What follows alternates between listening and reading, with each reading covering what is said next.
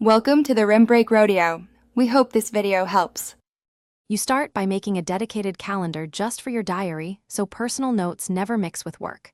Create it, set visibility to private, and turn on mobile sync so entries save immediately. Once done, use Quick Add or the +Create button to log timestamped entries. Include a short title and a few keywords.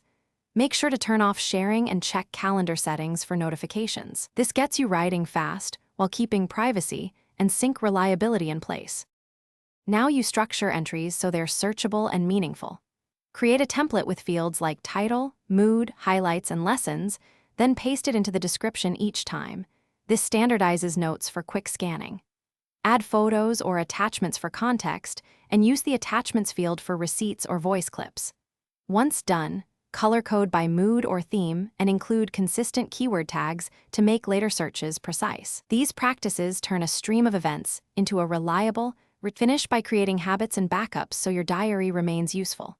Schedule a daily reminder event to write and weekly review blocks to reflect. This enforces consistency. Export your diary calendar as an ICS or use Google Takeout regularly so you have an offline copy.